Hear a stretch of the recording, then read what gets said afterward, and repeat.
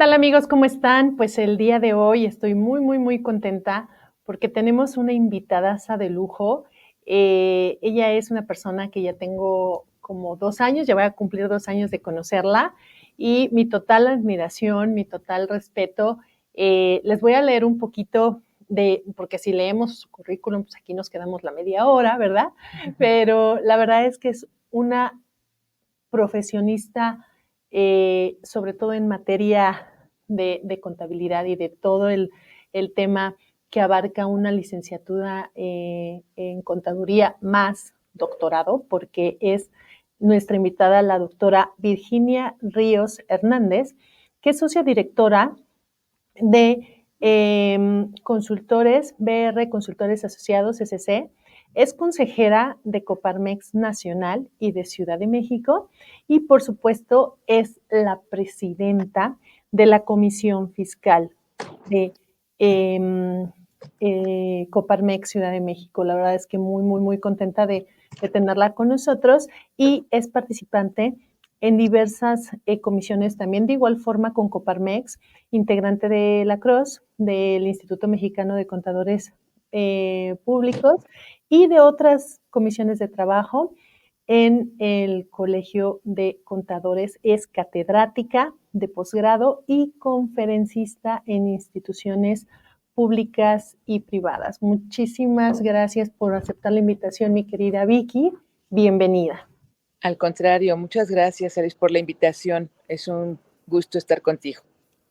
Muchas gracias, Vicky. Bueno, pues ahora sí, cuéntanos un poquito antes de que entremos en materia de esta gran trayectoria tuya. Cuéntanos un poquito sobre este desempeño tan exitoso y tan admirable como contadora pública y como doctora, ¿no? Cuéntanos un poquito de esta trayectoria y cómo ha sido este camino profesional, porque también muchos de nuestros, de nuestro auditorio, pues son jóvenes que están en las carreras todavía y que en muchas ocasiones, pues ya con todo esto de redes sociales y de toda esta información que está en internet, bueno, pues que se acerquen un poquito más a nosotros que ya llevamos un poquito el camino recorrido para que sepan un poco de cómo pueden hacer una carrera profesional en nuestra materia como la tuya que sea tan exitosa. Pues muchas gracias, muchas gracias. Mira, yo creo que lo importante es hacer lo que nos gusta.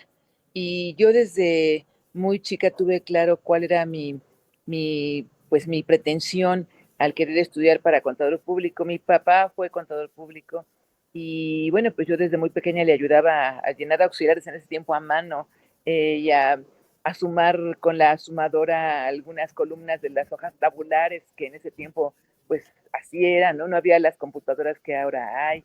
Y bueno, pues el empezar a estudiar la carrera desde el bachillerato con estos temas de contabilidad y de todo lo que tiene que ver con la formación profesional contable, me dio la oportunidad de trabajar también desde el bachillerato ya en las áreas contables. Entonces, pues eso fue lo que creo que me impulsó a tener una experiencia importante ya al terminar la carrera, después continuar la maestría y posteriormente hacer el doctorado. Y dar clases también es algo que me apasiona y que además me encantó porque al transmitir conocimientos también aprendes. Al convivir con los alumnos también te ayuda, también te abre otros panoramas. Y además tienes que estar totalmente capacitado estudiando continuamente para poder dar clases. Yo doy clases en algunas universidades públicas y privadas, por ejemplo, en la Universidad Autónoma de Zacatecas doy clases en doctorado en impuestos, en la Universidad Panamericana doy clases de maestría en impuestos, aquí en la Ciudad de México y en Aguascalientes. En otras instituciones doy cursos o doy clases, pero el estar continuamente estudiando te permite también pues estar actualizado. Sí, sobre todo, y yo creo que desde nuestro tiempo en que estuvimos estudiando la licenciatura, nos incentivaban, ¿no? A iniciar a trabajar por la experiencia y yo creo que la mayoría de las profesiones, pues es muy importante que compaginen esa experiencia laboral con la académica que en ese momento la estamos teniendo en aprendizaje. Sin embargo, yo creo que nuestra carrera es una de las más importantes en donde yo me acuerdo que desde el segundo semestre, tercer semestre, muchos ya empezaban a trabajar, ¿no? Así, En algunas otras, perdón, en algunas otras carreras, pues sí te tienes que esperar un poquito de avance de tu carrera profesional, pero en la de nosotros podemos iniciar desde los primeros semestres y yo creo que es algo muy bueno porque ya relacionar la teoría con la práctica, ahí está el meollo de todo esto, ¿no? Porque pues hay gente que se la pasa estudiando y es muy, muy, muy aplicada y tiene buenas calificaciones. Y cuando ya entran al ámbito laboral, ahí es cuando dices, caray, ¿dónde están mis dieces? ¿No? Porque exacto. llega a suceder y te das cuenta que en el día a día es a veces un poco diferente, ¿no? A lo que debe de hacerse. Y hoy en día, con toda esta tecnología, bueno, a nosotros nos tocó pues hacer unos estados financieros en esas hojas verdes, ¿no? Que yo Sí, creo que también en el tema de ser didácticos se siguen utilizando tal vez, pero pues ya todo es digital, ¿no? La computadora, claro, como bien lo mencionas, y ahora con la contabilidad electrónica, con los FDIs, pues ya es un mundo totalmente diferente al como nosotras nos formamos, ¿no? así es. Entonces ahora los chicos pues ya están inmersos en la tecnología y pues ya deben de salir aparte con las habilidades también, que ya se vuelve un poquito más complejo, ¿no, Vicky? Yo creo que no me dejarás mentir. Antes, bueno, pues usabas el Excel y algunas herramientas que te ayudaban pues en nuestra profesión. Hoy en día tienes que saber un poco más, ¿no? De esta y ahora inteligencia artificial que hemos estado hablando recientemente, de cómo es la aplicación en los impuestos. Entonces, bueno, pues con esto dejamos esta reflexión, ¿no? Para todos nuestro auditorio. Y bueno, pues ahora sí entremos de lleno al tema que ahora vamos a tocar en esta ocasión sobre pues sueldos y salarios, ¿no? ¿Cómo, ¿Cómo va a estar esta situación de los efectos de este salario mínimo en el 2024? Y bueno, pues todo lo que yo le decía a Vicky, platiquemos todo lo que a lo mejor no podemos encontrar en redes sociales, que muchas personas ya se van directamente y digo, Dios mío de mi vida, váyanse a información totalmente fidedigna, ¿no? Bueno, mucha gente se va como a esos videos, tutoriales, etc. Pero le decía a Vicky, platiquemos de esas cosas que a lo mejor no es tan sencillo de encontrar o de interpretar. Platícanos, Vicky. Pues sí, definitivamente el incremento al salario mínimo es loable, qué bueno que los trabajadores con menos ingresos puedan alcanzar un mayor nivel de bienestar, pero el efecto de estos incrementos también impacta pues a los empleadores y a los mismos ciudadanos, ya que el incremento, por ejemplo, que para 2024 tuvo el salario mínimo con todo y sus eh, componentes, no nada más de inflación, sino también los componentes de recuperación, etcétera, llegaron a un 20%. Y qué bueno, pero algunos trabajadores que estaban percibiendo un salario poco mayor que el mínimo, pues quedaron rebasados y entonces el empleador no puede decir que simplemente se los igualan al salario mínimo, lo que les tiene que incrementar otro poco más. Y ese incremento posiblemente haga que sus márgenes de utilidad sean muy disminuidos y no tan fácilmente puede incrementar los precios de sus bienes y servicios, los valores de sus actos o actividades con sus clientes. Entonces, eso ocasiona que en algunos casos, pues los empleadores ven mermada muchísimo su utilidad, porque no nada más es el incremento del salario mínimo, también, o el incremento de los salarios en general, sino los indirectos que ello conlleva, aguinaldos, vacaciones, primas Prima vacacionales, vacacional. prestaciones, seguro social, etcétera. Entonces, eso tiene pues una consecuencia adicional. Y esto es nada más para el contexto económico para el empleador, pero además de ello, hay algunas otras situaciones que tal vez se debieran analizar más profundamente conjuntamente con el incremento del salario mínimo. Las leyes de seguridad social, la ley del ingreso de la renta, ¿qué hablan acerca de este tema? Sí, sobre todo, pues esta situación en donde en muchas ocasiones, y se los compartimos en algunas asociaciones o en tipo Coparmex, en donde somos empresarios independientes y tenemos este efecto que mencionas, ¿no?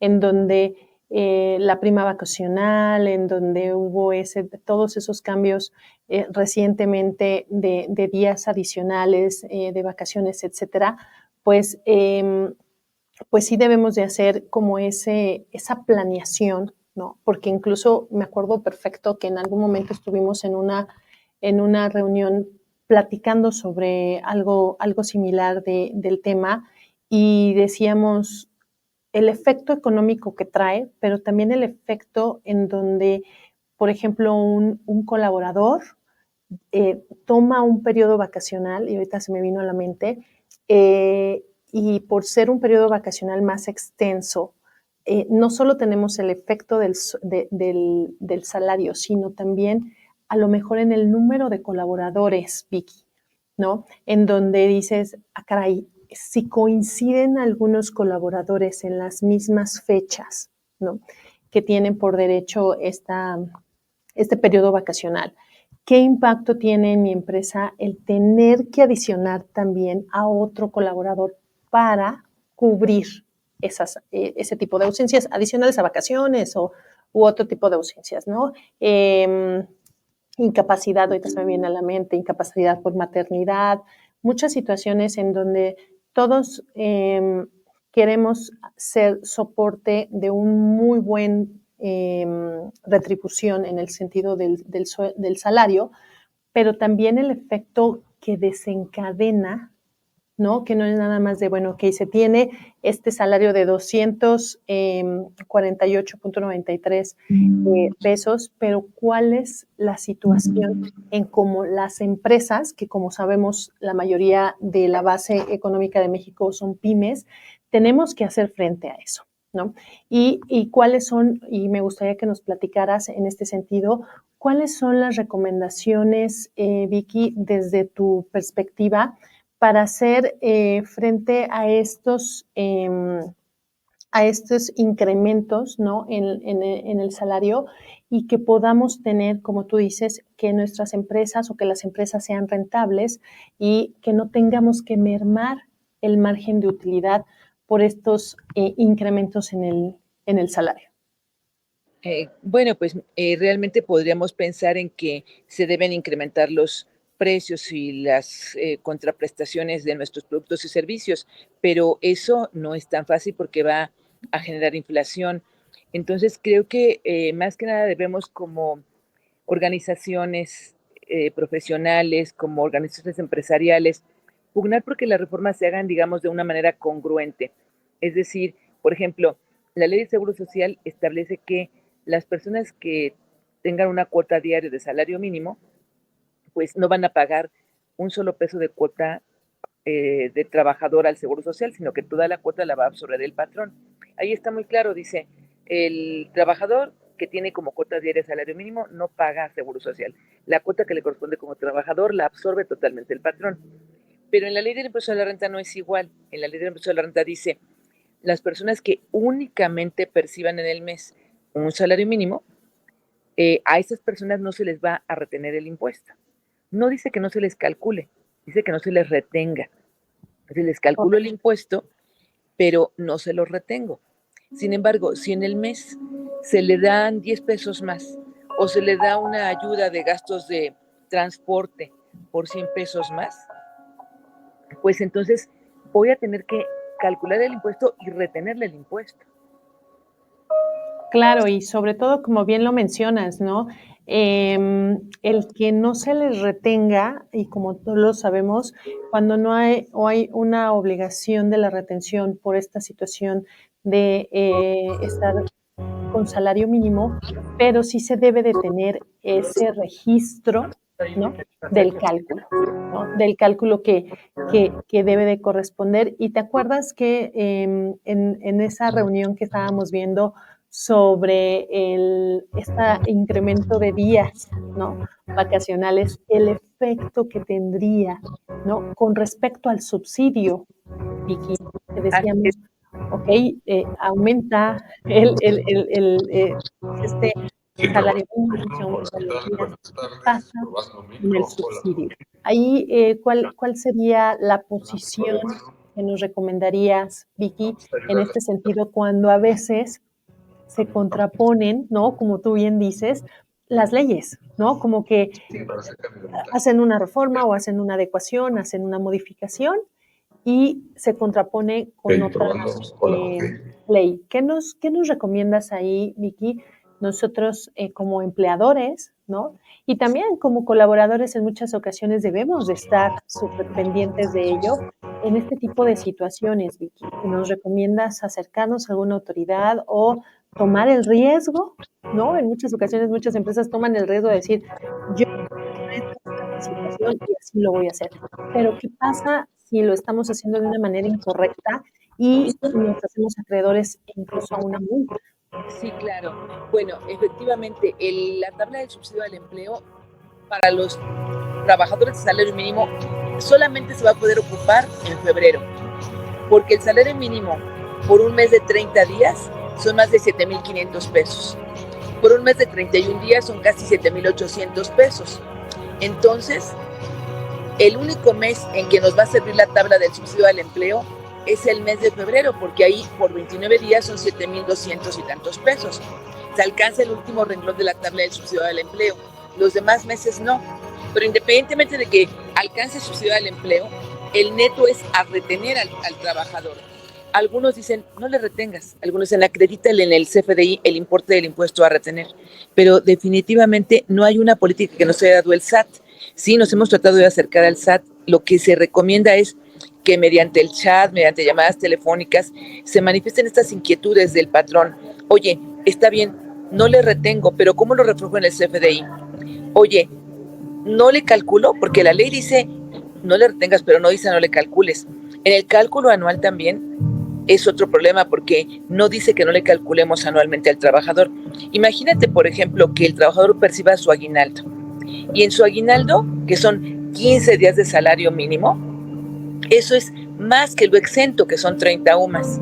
Ahí ya solamente hay una percepción gravable superior al salario mínimo, y entonces le tendrían que retener el impuesto. Y en el cálculo anual no hay alguna disposición que diga acreditar el impuesto que le correspondió a un salario mínimo. No. Entonces en la anual habrá trabajadores que pudieran salir con un saldo a cargo, lo cual es dramático para los trabajadores. ¿Y el patrón qué hace? ¿No le retiene? Y después se vuelve responsable solidario por la no retención. Inclusive, como tú lo señalas, le pueden cobrar una multa por no haber retenido.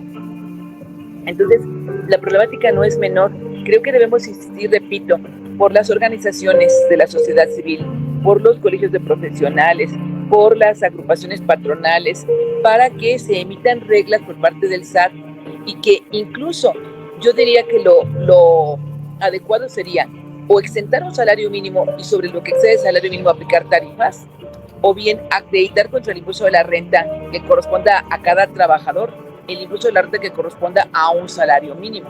Creo que eso sería lo justo o lo adecuado, para que no se vieran situaciones en donde el trabajador de salario mínimo, con la retención del impuesto, vaya a tener un neto menor al salario mínimo. Claro, Vicky. Y sobre todo en este tipo de situaciones en donde, bueno, como tú bien dices, y quiero retomar este punto en donde en muchas ocasiones se escucha muy sencillo el adaptarse a un incremento al salario mínimo, se escucha, bueno, a nivel población, se escucha como un logro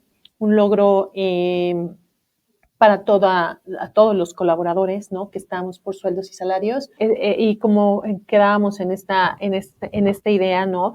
De que es un logro en muchas ocasiones, que se tenga ese incremento constante, denota varias situaciones al nivel económico de un país. Sin embargo, cuando ya lo bajamos y lo aterrizamos, ¿cómo se llama? Lo aterrizamos ya a los números en las empresas o en el día a día de nuestros colaboradores, es cuando realmente vemos ese efecto económico pues en las empresas, sobre todo en las empresas medianas, chicas, pymes, en donde, y bueno, no excluyo a las grandes corporaciones, en donde también tienen esa situación en donde pues todo, en muchas ocasiones, muchos cálculos está basado en esta unidad que es el salario mínimo y como íbamos comentando y retomamos este tema, lo de menos es aumentar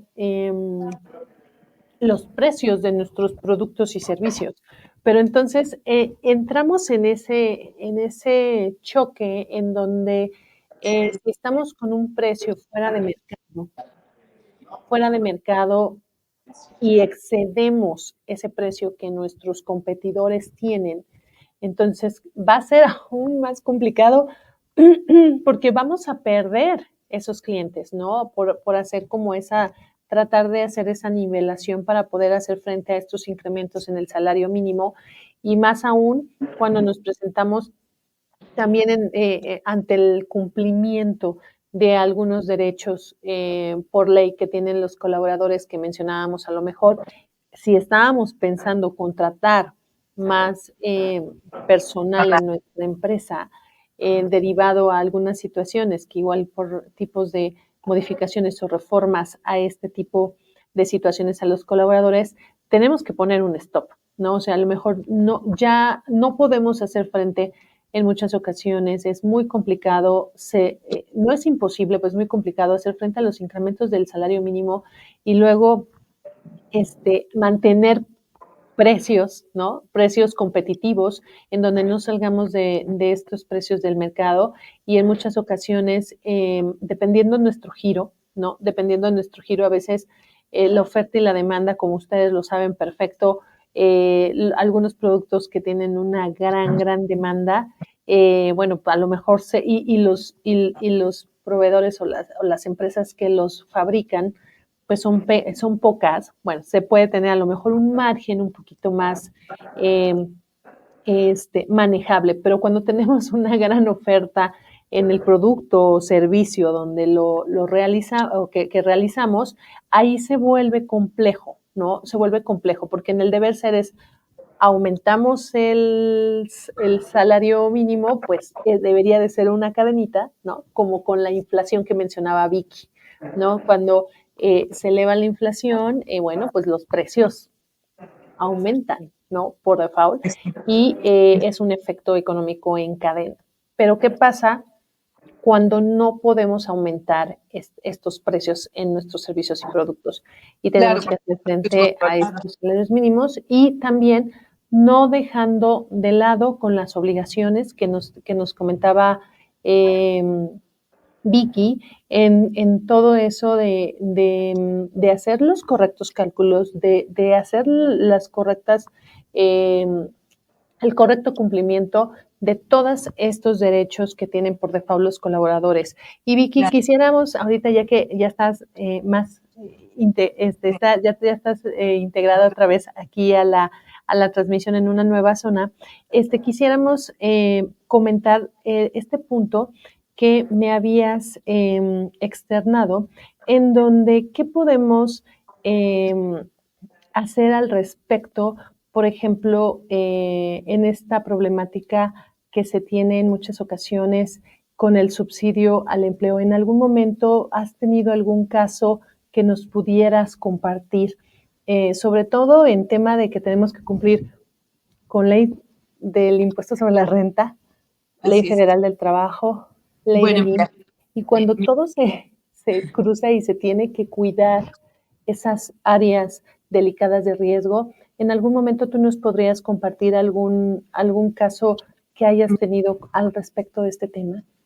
Sí, mira, ha habido casos en que los empresarios deciden, en lugar de pagar salario mínimo, pagarle, como tú lo dijiste, el salario mínimo son 248 pesos con 93 centavos. Entonces, algunos empresarios deciden pagarle mejor 249 pesos diarios, ya no es salario mínimo, y entonces le retienen todo el impuesto. Por supuesto que el trabajador va a percibir menos neto que el salario mínimo, porque le van a descontar impuesto a la renta, le van a descontar también seguro social, y entonces va a percibir menos que el salario mínimo. Y el empleador dice, bueno, pero ya no tengo yo problema, ya no tengo riesgo, ya no tengo responsabilidad solidaria con el SAT. Y bueno, esa es una decisión un tanto proteccionista para el empresario, para el empleador, pero que afecta a los trabajadores porque van a percibir menos que el salario mínimo.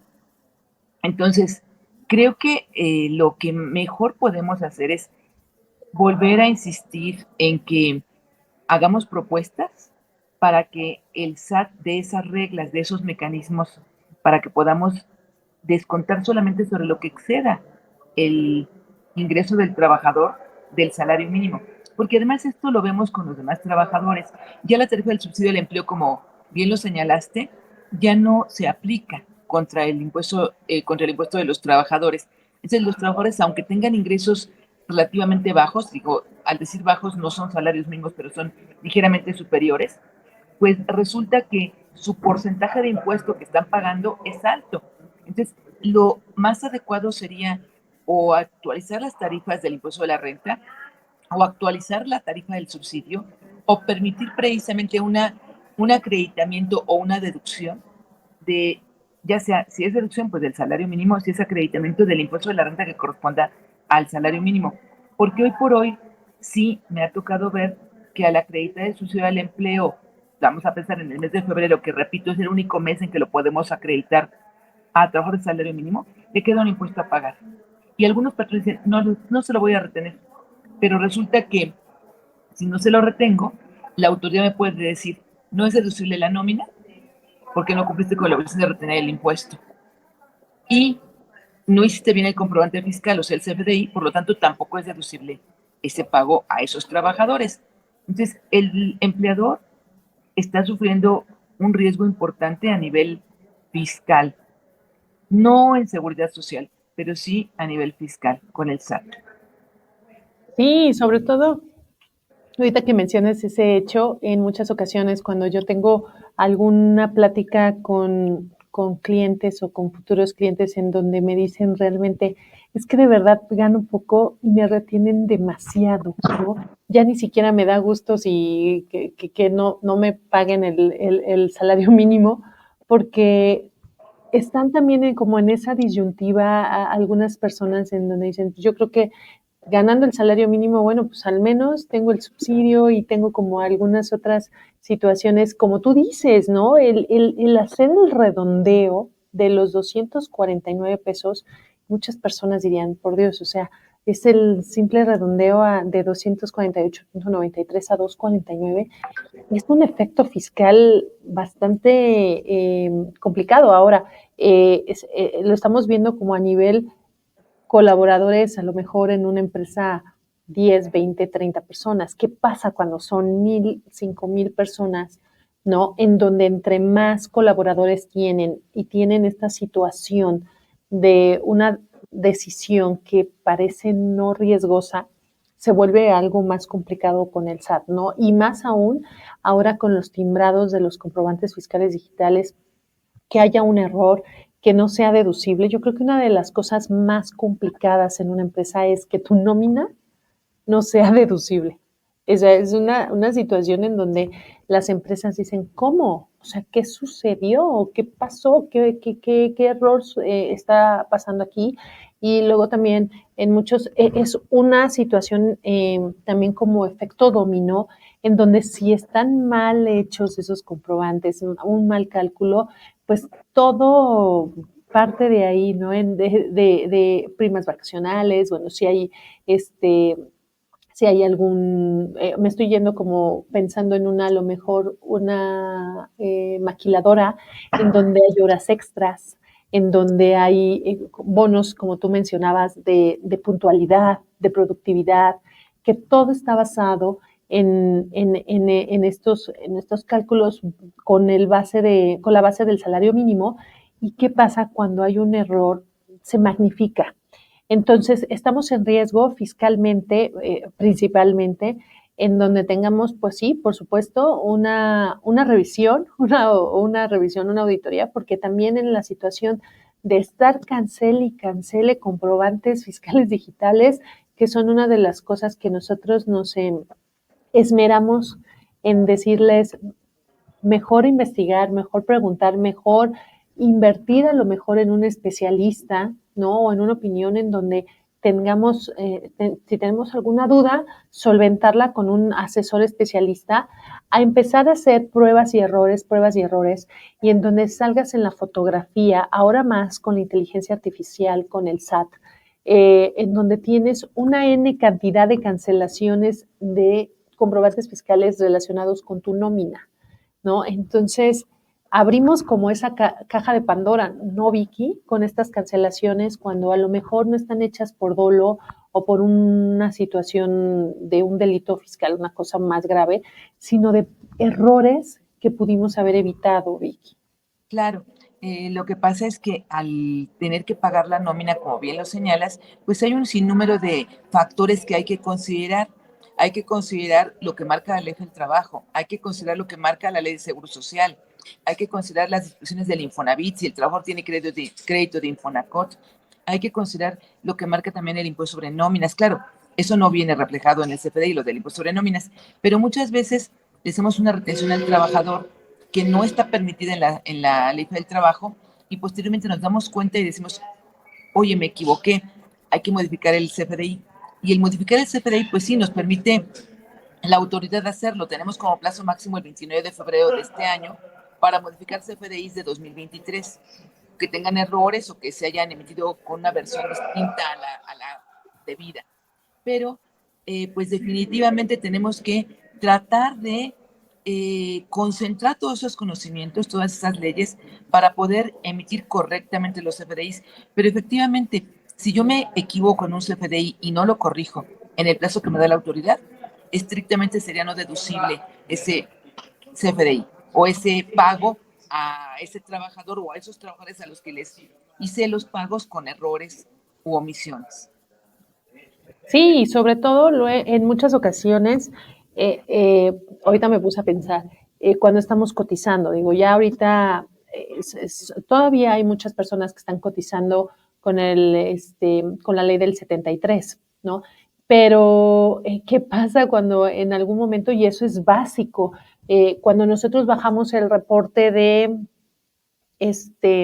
semanas cotizadas y ahí vemos, ¿no? El salario, si si estuvimos por salario mínimo, si teníamos o un salario, un sueldo un poquito más elevado, cómo pega también en ese sentido, ¿no? O sea, no es nada más en el momento en donde se está realizando el pago de esta colaboración de las personas en una empresa, sino también cuáles son los efectos a futuro, que en muchas ocasiones dices, eh, es un centavo, son 3 centavos, o sea, cuando queremos minimizar los errores, en donde dices, bueno, apago el fuego ahorita con la corrección del comprobante fiscal digital, pero luego vienen algunas repercusiones posteriores que, pues como ya toda la información viene casi como encriptada y la subes y luego es de no, me equivoqué y la corrección, ese tipo de contabilidades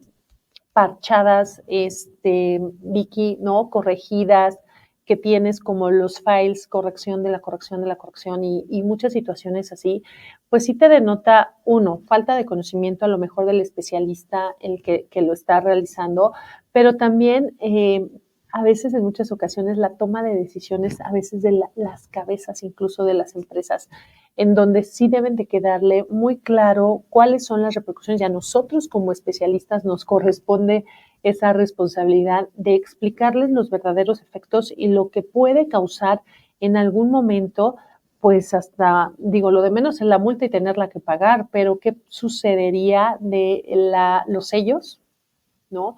El que nos quiten los sellos en la empresa o que haya una situación de revisión de auditoría mucho más estructurada. Realmente en el tema del pago del salario, de las contribuciones a los empleados, creo que es uno de los talones de Aquiles de la mayoría de las empresas. Yo creo que es una de las cosas en donde tenemos que estar súper, enfocados en el correcto cumplimiento, porque si no, una situación mal manejada, pues hasta conciliación y arbitraje estaríamos pues revisando un problema con algún colaborador, ¿no? Vicky, ¿cómo, al respecto de esto, qué sucede ya independientemente de un problema con el SAT o con las autoridades correspondientes como empresa, pues también una inconformidad, una situación que se haga por error, ¿no? O por desconocimiento con un colaborador y esta persona tome una situación de demanda o de alzar la mano en conciliación y arbitraje, no podemos dejar de también ver ese tipo de situaciones, ¿no, Vicky? Claro, claro. El problema también con la Secretaría del Trabajo y Previsión Social es que nos puede el trabajador demandar la revisión de contrato por causa justificada para él y eso lo que conlleva económicamente también para el empleador. Pero independientemente de que no nos demandara, en una revisión habría importantes multas por parte de la Secretaría del Trabajo. Recordemos que la Secretaría del Trabajo, a partir de la reforma del 30 de noviembre de 2012, ya cobra la multa por cada trabajador. O sea, si yo tuve ese error con 20 trabajadores, va a cobrar 20 multas la Secretaría del Trabajo. Pero además de eso, hay que tomar en cuenta también qué tipo de contribuyente soy, qué tipo de empleador soy. Porque si, por ejemplo, yo fuera una donataria autorizada y tengo salarios que pagar y no emito bien los comprobantes o no emito comprobantes de pago de salarios o no retengo el impuesto, etcétera, me pueden hasta quitar la autorización para ser donataria autorizada. Entonces tenemos que ver todas las repercusiones laboralmente con la Secretaría del Trabajo, en Seguridad Social, en Infonavit, les decía también en la Tesorería de Finanzas, la Secretaría de Finanzas del Estado, la Tesorería del Estado, depende de la entidad en que nos encontremos, independientemente del SAT. A mí lo que ahorita me preocupa, pues más que nada es el SAT, porque hay indefinición acerca de la problemática que existe con esos salarios mínimos. Pero además todo lo que viene para las reformas posibles que se están analizando con los legisladores, una que se acaba de aprobar esta semana, se acaba de aprobar pero no se ha publicado, que se conoce como la ley Silla, y que bueno, pues que vienen otras, por ejemplo, la disminución de la jornada laboral, el incremento del aguinaldo, el permiso de paternidad superior a lo que establece la ley actualmente, una serie de permisos y demás, que qué bueno que se estén considerando a los trabajadores, pero el costo lo está absorbiendo el empleador. Y eso, pues, como tú lo señalas, no siempre va a poder el empleador repercutir los importes en sus costos, en sus precios, en sus bienes, y pues esto tenderá a que algunos de ellos se vayan a la economía informal, lo cual no es deseable. En el momento actual hay 60% de la economía informal y eso pues nos deja muy mal parados a nivel nacional e internacional. Sí, sobre todo yo creo que, ok, y si retomamos ese tema de, ok, las autoridades correspondientes en muchas ocasiones hacen como la reforma, hacen las modificaciones, pero como que no ven el 360 de la reforma o de la modificación, como que modifican una parte y la otra, sí, por ejemplo, en el caso del subsidio de la actualización, de las tablas, de la actualización de muchas situaciones en donde a veces de rebote pronto no lo hacen de inmediato, ¿no? Y después sale alguna modificación posterior a, pero yo ahorita lo que, como tú bien lo mencionas, no es la solución el aumento y a lo mejor de los precios y ahorcar y seguir como ahogando un poquito más al empleador, sino también qué hacen las autoridades en compensación a todas estas modificaciones o incrementos del salario mínimo. ¿Qué estímulos fiscales hay para lo del empleador? ¿No? ¿Qué pueden hacer para que pueda esa carga tributaria del empleador bajar un poquito para que compense, ¿no? Todo este tipo de situaciones de incrementos de salario, de reformas a favor del colaborador, que tú muy bien lo mencionas, no estamos peleados contra eso. Qué bueno que tengan derechos y que tengan ese tipo de beneficios a los colaboradores y proteger aún más esos salarios mínimos y que sigan incrementándose, pero ¿qué pasa del otro lado? ¿No? Yo creo que esos estímulos fiscales o esos beneficios que se llegan a publicar en muchas ocasiones para los empleadores son muy pocos y los que existen debes de cumplir con N cantidad de requisitos para que seas acreedor, ¿no? Para poder tener un poquito de esos beneficios fiscales para los empleadores. Yo creo que también ahí es como una situación de llamar a las autoridades, de decir, ok, vamos a cumplir con lo que ustedes nos están dando bajo línea de ley, pero ayúdenos también de nuestro lado, ¿no? Ayúdenos a poder ser rentables en nuestras empresas, porque de lo contrario, Vicky, seguimos con la misma historia de toda la vida,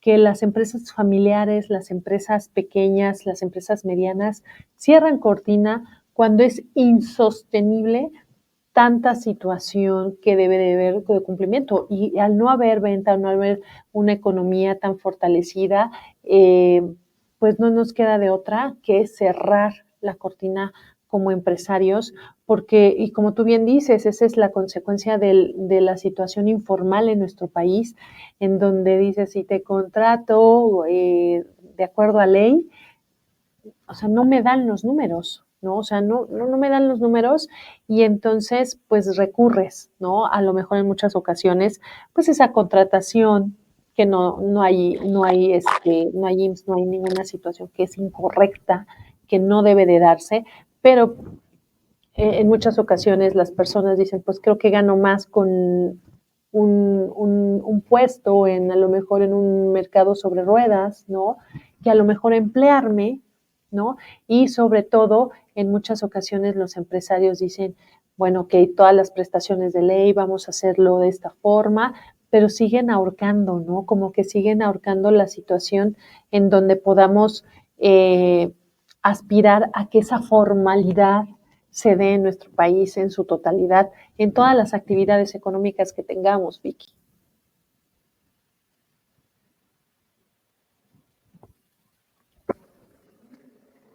No, Pues sí. dime. No sé si me vas a comentar algo al respecto de la informalidad que se vuelve aún más complicada, ¿no? Sí, definitivamente es un problema importante. Hay que recapacitar, no nada más como empresarios, no nada más como empleadores, sino también como empleados o ciudadanos, para poder, pues, no nada más quejarnos, sino también presentar propuestas, evaluar, analizar y poder contribuir a que pues se hagan mejores normas, más coordinadas y más, pues digamos, pensadas. Entonces, cuando podamos influir con los legisladores, cuando podemos influir con alguna autoridad, pues entonces hay que aprovecharlo para poder llevar adelante estas manifestaciones de problemática que están presentándose para quien quiere generar economía formal y quien quiere generar empleos formales con prestaciones a los trabajadores. Sí, Vicky. Bueno, pues ya para cerrar esta transmisión sobre el tema del salario mínimo y sobre algunas situaciones eh, que tienen que ver con estos efectos del incremento que es muy bueno, ¿no? La verdad es que es una situación que se busca en un país, ¿no? Que se tenga un salario mínimo óptimo, de acuerdo a la economía del país, de acuerdo a la inflación, ¿no? Que en muchas ocasiones la inflación sigue para arriba, para arriba, para arriba, y los sueldos o los salarios pues siguen estáticos. Yo creo que es el efecto boomerang, ¿no? En donde nosotros debemos de estar conscientes que si hay un aumento de inflación, hay un aumento de precios en productos, en servicios, en todo nivel del consumidor final, pues en estricta teoría debe de haber estos incrementos de los salarios mínimos que vayan a la par de todo este efecto económico o efectos inflacionarios en una economía de un país. Y bueno, pues con esto cerramos esta transmisión en el sentido de, bueno, que los principales puntos importantes en donde, bueno, nosotros no nada más debemos de quedarnos como contadores públicos en el tema de nuestras responsabilidades, hacer el correcto cálculo, el correcto pago de todas las contribuciones federales, locales, las que nos corresponden de acuerdo a nuestros giros o actividades económicas, pero también debemos de recaer en ese tipo de asesoría, hacer como propuestas, ¿no? Lo que nosotros consideramos que pueda ser más óptimo para las empresas en donde colaboramos o en las empresas donde somos los dueños o los responsables de toda esta actividad económica. Bueno, pues hacer e incentivar con el correcto cumplimiento de todas estas situaciones fiscales, contables, ante las autoridades gubernamentales correspondientes, pero también incentivar, y como bien lo dijo Vicky, a veces, en muchas ocasiones, levantar la mano y ya sea como empresas, como empresarios o como profesionistas de esta maravillosa profesión de la contaduría, poder estar en asociaciones, en asociaciones o en comisiones, se me ha ido la palabra, en esas comisiones en donde tienen el contacto con las autoridades gubernamentales y pueden alzar la mano a escuchar, para que estas autoridades escuchen nuestras propuestas y los inconvenientes que se están presentando en el día a día y, por supuesto, incentivar a más estímulos fiscales para los empleadores, que sean justos, que no se caiga en un abuso de estos estímulos fiscales o beneficios que se pudieran llegar a solicitar, pero que son muy necesarios y que se deben de contrastar, ¿no? Ante estos cambios que como empleadores, que como empresas tenemos que hacer frente y tenemos que cumplir sí o sí ante, bueno, pues los colaboradores que están en nuestra plantilla de empleados.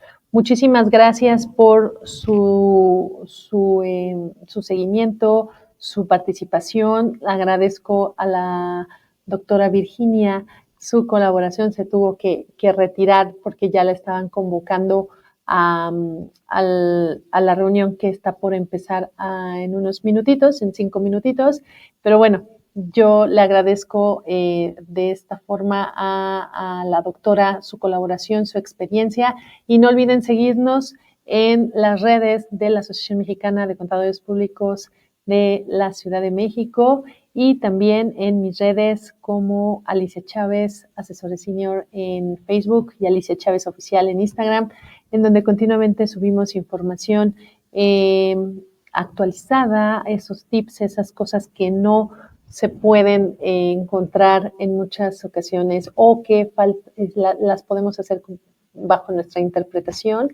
Es bastante interesante tener ya ahora todos estos beneficios de tener la ley, tener opiniones, tener informaciones de las redes incluso, y bueno, pues hacer la mejor toma de decisiones y, por supuesto, nunca olvidar que siempre el acompañamiento de un especialista o un experto en la materia, en muchas ocasiones no queremos hacer esa inversión o ese gasto.